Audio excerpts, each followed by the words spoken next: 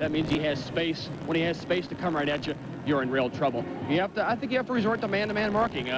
Perhaps you can do it with Sam Bick and Greg Mikowski in the back, perhaps even Tony Bellinger and Ty Keogh at times, but it is mandatory that he be marked out of the game for them to lose their offensive effectiveness. The Steamers met the New York Arrows 2 weeks ago tonight at the Checker Dome in St. Louis. It was a 6-5 victory for the New York Arrows. Jungle in that game had 5 goals. Now you're going to stop Jungle. What do you do about the rest of the Arrows?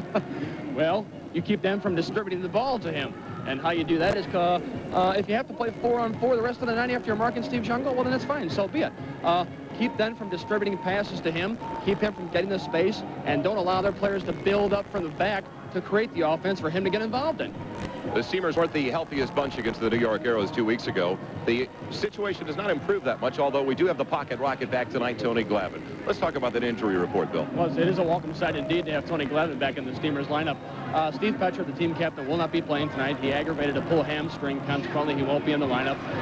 Tony Bellinger is match fit again. Ty Keogh is playing, not making the trip again. It's Jeff Sendobry and Greg Villa. So and Revin Lane's nursing a sprained ankle.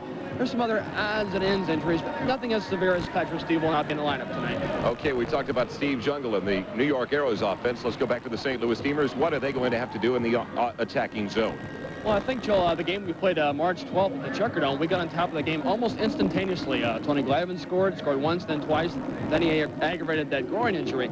If we get on top of the game immediately, score as quickly as possible, and deprive Jungle of the ball. I keep mentioning Jungle, but he's so important to this team. It makes everything happen. He's been the most valuable player in the league for 3 years. They've won the title for 3 years. So he's proved his effectiveness. If we can get some nice build-up from the back, starting all the way in the backfield, with Ty Keogh and Tony Bellinger working nicely at the midfield, and now that Tony Glavin's back in the lineup, we're automatically more dangerous. Okay, Bill, thank you. We'll be right back with the starting lineups and more pregame information. This is St. Louis Steamers Indoor Soccer. The Nassau County Coliseum in Uniondale, New York, on the island. About 30 minutes away from Manhattan. It's the St. Louis Steamers and the New York Arrows. Joel Myers along with Bill McDermott. And on the floor to start the game for the New York Arrows, of course, it's going to be Steve Jungle in the middle. And he's flanked by Stan Karasi and Omar Gomez. On the other side for the St. Louis Steamers up front, John Stremlau, Don Ebert. Sam Bick is going to be in a striking position, a midfield position. It's Ty Keogh, along with Carl Rose back. Carl Rose, and we've only got 7 seconds. They're going to have to do something in a hurry. Tuksha, around Glavin, shoots, save, Slobo. That should do it for the period. Nice work by Val Tuksha coming forward there out of defense. So we played 1 quarter at the Nassau County Coliseum in Uniondale, New York, and we're scoreless. We'll take a break and be right back with the second period. This is St. Louis Steamers Indoor Soccer. Al Trost talking to his St. Louis Steamers on the bench in between the first and second periods here at the Nassau County Coliseum. It's scoreless in the first quarter, and the only quarter the Arrows have been outscored in is that first period by a margin of 35-31. So it would have been nice to see the Steamers jump in dealing with the amount of time he stays on the floor. Very seldom, if ever, comes off. Takes a great deal of punishment. Eaves in front, turns, spins, goal, Don Ebert. Perfect pass in front from Carl Rose. Beautiful stuff by Don Ebert, the former Rookie of the Year of the Major Indoor Soccer League. Now scores his 44th goal of the year, Joel. He'll easily surpass last year's 46-goal mark. Don Ebert. Here's the free kick from Carl Rose. Resulted in the free-line pass from the Arrows, the indirect free kick. Now there's Ebert doing so many things so well in that play. Receiving it with his back to the goal, then turning, shielding off the defensive player from his body and putting it into the far post with his left foot. Really nice goal by Don Ebert, assisted by Carl. The pocket rocket for his roommate. Lost it, Katakaritis in the middle. Gazanis over to Liverich. Mark Liverich, shot, save, Slobo, goal! Billy Gazanis on the rebound off the missed shot by Mark Liverich. And that goal coming at the 7:33 mark of the second period to deadlock things at 1 apiece. So Bill Gazonis for the New York Arrows gets his 12th goal of the year. Here it is again. There's Mark Liverich shooting at the near post, deflects just past Revin Lane. There's Bill Gazonis with nothing to do but put it in the back of the net. That's the equalizer with 7:27 remaining in the second quarter. Bill Gazonis, a former player for the Dallas Tornado, has put it hard. You can see the St. Louis Steamers heading off the carpet. Joe Clark, Greg Mikowski, and Al Trost. And Al Trost has to be happy with the play of the St. Louis Steamers here in the first half. We'll take a break, come back with some halftime stats. This is St. Louis Steamers. Welcome back to the Nassau County Coliseum in Uniondale, New York. Joel Myers, halftime here at the Arrow Steamers game. And our halftime guest, head coach for the St. Louis Steamers, Al Trost. Al, welcome to the Channel 30 telecast. Well, last week, well, no, it wasn't last week. It was 2 weeks ago Friday. Jungle and the Arrows beat the Steamers 6-5. I was not at the game. What happened offensively for the Arrows and defensively, breakdown-wise, for the Steamers? Well, I don't think it was basically it wasn't a defensive breakdown. I think we let Jungle free too often, and I think you know, a player of his status and his ability, you just can't let it happen. We're not going to let it happen throughout this game, and you know, I think that's our priority right at this particular stage, is to stop Jungle from scoring. You know, if we can do that, I think we're going to come out on top. Offensively, we got off to a great start. You know, we went up 3-0, and we should have stayed that way, and we should have adjusted our game, you know, to the way they played, and we didn't, and we kept playing the same way, and those tactics didn't work anymore, and that's when we should have made the adjustment, but we didn't. And they got some counterattacks on us, and that's when they got themselves back in the game. I would think with a striker like Steve Jungle, putting a guy like Jeff Cacciatore or a Joe Clark right on top of him would really frustrate him. What are you going to do tonight? Well, we're going to intend to do that, but yet we don't really want to take away the abilities of some of our defenders and some of our players being able to go forward and play the ball around and support the attack. But I think basically what we're gonna be looking for is to close them down and mark them early on, and we'll see if that pays off for us. You know, he's such a difficult player to. Well, you don't plan on stopping him, but you got to contain him, and hopefully you get as few points as you can off of him, because I think everybody on the Arrows, they look for him all the time, and I think if he's marked and covered all the time, I think they have to adjust, and I know in the past they've had problems making those adjustments.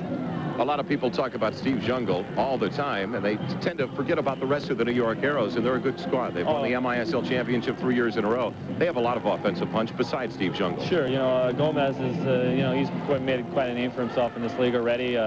You know, he's right behind, and Carlos Mejia is another outstanding indoor soccer player, and they picked up Karasi now just before our last home game there in St. Louis, and he's really helped them. And I think they're really a solid, well-balanced team. They've got all the makings of another championship team, you know, regardless of all the players that they've lost already over the last couple of years. It seems they come up with more and more players, and from one country or the other.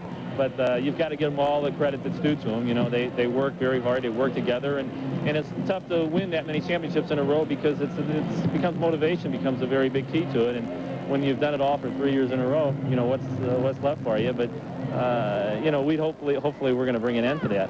You brought up an interesting point. You talked about motivation. I understand the Steamers, well, we weren't in New Jersey to watch the Steamers. They went up 2-0. A couple of weeks ago against the New York Arrows, they were up 3-0. How do you keep a team motivated after they get an early lead? And you have to avoid that letdown. Yeah, you know, that's basically the problem that we've been having the last couple of weeks, and it seems like we're actually play better when we get behind early on in the game and fight to get ourselves back into it, and then we come out on top. And I don't want to go in with that game plan. You got to go in with the game plan as, hey, we want to go straight from the first whistle and get on top early and stay there. And I think it's important. A lot of it has to do with who you're playing and how many games you've played already. You know, how grouped together all the games are. I think right now the importance of this game and how our players feel. I think if we get on top, I don't think we're gonna. You know, we're not going to lose it. You know, I think if we get a 3-0 lead here in New York, I think you're going to see a different St. Louis team, and I don't think they're going to be able to get themselves back into the game. Okay, Al, thank you, and good luck in the second half. That's Al Trost, the head coach for the St. Louis Steamers. I'm Joel Myers, and we'll be right back with more St. Louis Steamers indoor soccer. It's halftime of tonight's St. Louis Steamers game against the defending champions of the Major Indoor Soccer League, the New York Arrows, and we have a chance to talk it over with the Steamers head trainer, Bill Jennings. And Bill, I guess I should say at the outset that unfortunately you've been quite busy lately. Sure have. Bill Hopfinger, Dr. Burge, and myself have all really been busy lately. Bill's been treating Greg Villa, Denny Vanager, Jeff Sindobri back at home. They're happily coming back from their injuries, looking better. Myself on the road, I've been really busy. We've had our fair share of injuries, about 6 of them right now, matter of fact. I spent a good hour and a half before the game massaging, treating the players, and it's been really busy. That's a good thing about it, Bill. You talk about the pre-game preparation. The clubs around the various teams in the league are very cooperative in offering their facilities. Yes, they are. We're a very close-knit group. The league trainers myself. Whatever we need, it's there for our use. With no problems, you know, all we have to do is ask for it, and it's in our locker room waiting for us. So they're really great, and we do the same thing for them when they come in. Bill, in regards to the indoor game, the Major Indoor Soccer League in particular, are there any injuries that are more prevalent than the outdoor league?